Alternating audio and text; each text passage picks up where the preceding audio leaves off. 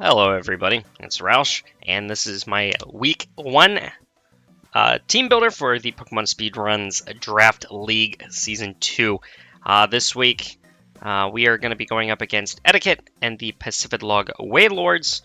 As you can see, based on the standings, we've actually already had a match by the time I made this, but here's the standings just in case you wanted to know.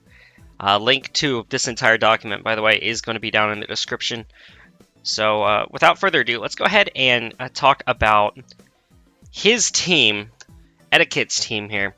So you got Tyranitar, Cresselia, Haxorus, Gardevoir, Talonflame, Lapras, Mega Heracross, Skarmory, Chandelure, Lurantis, and Torkoal. Big threats to my team. I really wanted to make sure that I didn't lose to Tyranitar because my team is very weak, physically, defensively speaking. It's a giant threat. I just didn't want it to get out of hand. So I tried to make my defensive core able to take on Tyranitar to an extent. Cresselia is pretty huge, mainly because this week I don't have a Cleric, and I really wanted Crest to be out of the way because I hate Cresselia, and it really does mess with my end game, but it can also be the ticket to my end game if I play correctly, and if it's even brought at all. Another huge, probably the biggest threat to my team is actually his Haxorus, even though it has base 97 speed, and I do have a very overall fast team. But Haxorus at +1 with a Dragon Dance, especially because it's one of Eddaket's Z Crystal holders, and I do expect it to be holding the Poisonium Z, and I do have I have planned based on that. I may have overplanned for it, who knows? But for the most part, I am ready for it just in case it does happen. But Haxorus is definitely a threat to my team. Chandelure kind of can bother my team, but I do have ways around it. If it's Choice Scarfed, I just have to make some predictions. Otherwise, I just get to run rampant around it. Because if it's not Choice Scarfed, then I have awesome tech that deals with it, and I really love how I prepped for that Chandelure. Lurantis and Torkoal as a combo together do pose a huge threat to my team, just because it's Sun Chlorophyll. I don't have a ton of grass switch-ins, especially not this week. So for the most part, I'm just going to have to deal with Lurantis just by... Wait, do you even get... Lurantis doesn't even get Chlorophyll. What am I even... A leaf... No. I feel like something's missing. Doesn't it have that sun thingy? Somewhere along the way, I feel like Lurantis had a thing that got boosted with Sun. I can't remember what it was. Because it was used in like... Oh, it's Solar Blade. Duh. Solar Blade exists. Alright, well, I'm not worried about it anymore. So much for being worried about Lurantis. Doesn't matter. But regardless of that, let's go ahead and get into the team that I brought to face this team. So, leading off this week, we have my Hydreigon, Dr. Doofenshmirtz.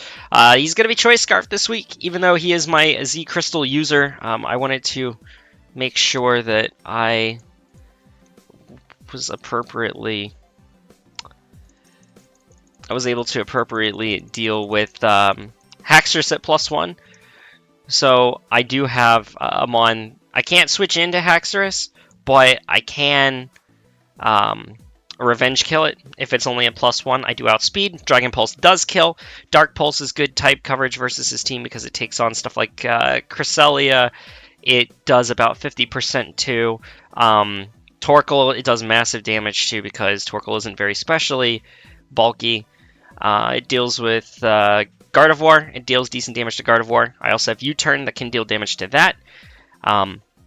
We have Flamethrower, and this Flamethrower 2-hit KOs Skarmory. All Skarmories, max Spadef. It does more if it's only Fizdef. U-Turn, of course, for momentum, and Dragon Pulse is mainly there for the Haxorus, because otherwise Dark Pulse is my spammable move of choice. Second mon that I brought this week is Toby Arcanine.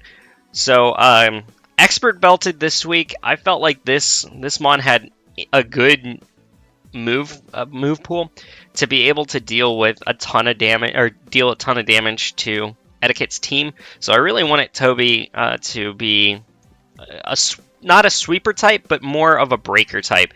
So Crunch is there for the Cresselia and the Chandelure. The speed that I have is so that I outspeed any non-boosted Chandelure. Chandelure only gets up to 284 max speed, as does Gardevoir for that matter, and Crunch deals with both of those relatively well. Close combat, one-hit KOs all forms of Tyranitar with my investment. Fire Blast actually one-hit KOs Skarmory after Stealth Rock, so that's why it exists this week. And then Extreme Speed is there just in case I need to get off some last-minute damage on something, because Toby is there just pretty much to make a dent in my opponent's team and switch in to those fire-type attacks.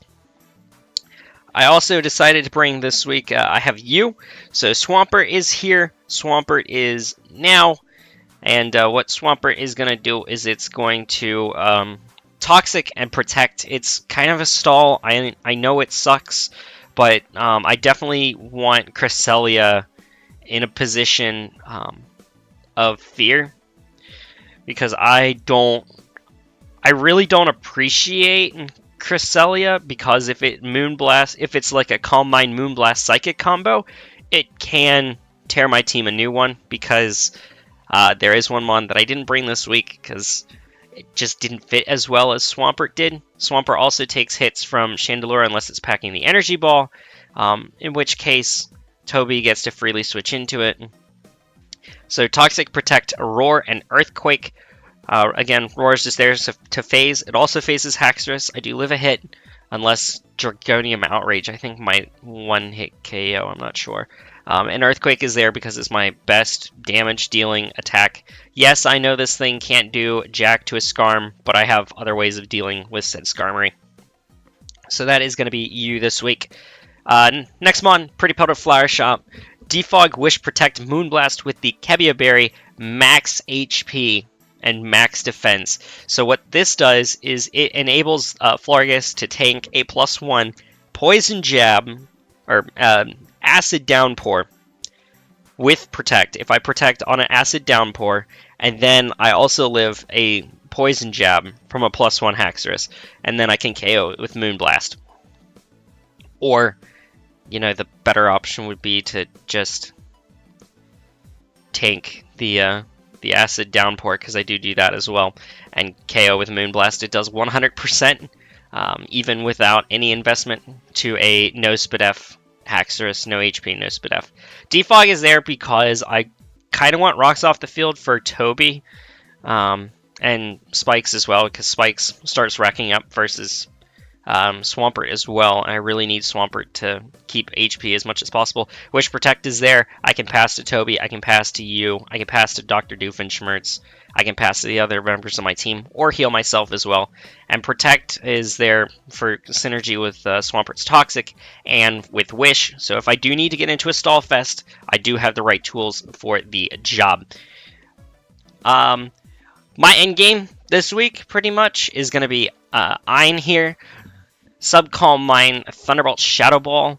Thunderbolt is there because it's a reliable stab move. Shadow Ball is probably the most spammable move in my arsenal, unfortunately, because it overall, once Tyranitar is gone, Raikou can really put in work. As long as I am one boost ahead of Cresselia, it cannot break my substitutes with any of its moves. So that's kind of where this investment comes in. I want it as much special attack as possible, and this speed allows me to outspeed an uninvested Haxorus, or a max speed Haxorus, I apologize.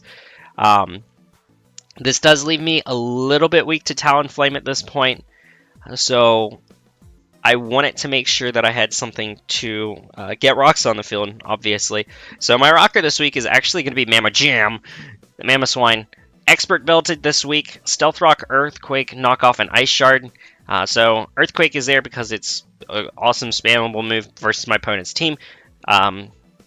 Skarmory and what's its face? Talonflame do switch into it, but knockoff is good because if Cresselia is not carrying physical attack investment, knockoff actually does 50%, between 50 and 60%. So I can scout what Cress has in its investment, but also take off its item, takes off Skarmory's item. Ice Shard does 60% minimum to Haxorus, so if I chip it even just a little bit, Haxorus can go down to an Ice Shard. Jolly Max Speed ties with Chandelure and Gardevoir, so Mamoswine can Earthquake them. I do need to fear them because I really want Florges to be as much HP as possible. But just in case something should happen, a combination of the rest of my mons can deal with pretty much everything that Eddaket can bring. Again, we figured out that stupid Lurantis doesn't have Chlorophyll, so that's not even an issue. But I do expect Tyranitar, Cresselia, Haxorus, Torkoal, Lurantis, and Skarmory. That's what I expect to be brought, because I have Doofenshmirtz and Toby that deal with Chandelure pretty well, but at the same time I could also see Cresselia not coming for the exact same reason. But anyways, that's my team for this week. I've got a pretty good offensive squad. My switch-ins are kind of iffy, but that's why we have Wish support. And my offensive threats can put in work once one or two mons are missing from the opponent's side. So anyway, thank you for watching. The battle will be going up tomorrow if you want to watch the replay on that. And I will be doing live comms because I just feel that they're a lot better. I'm pretty bad at scripting. So anyways, thank you all for watching.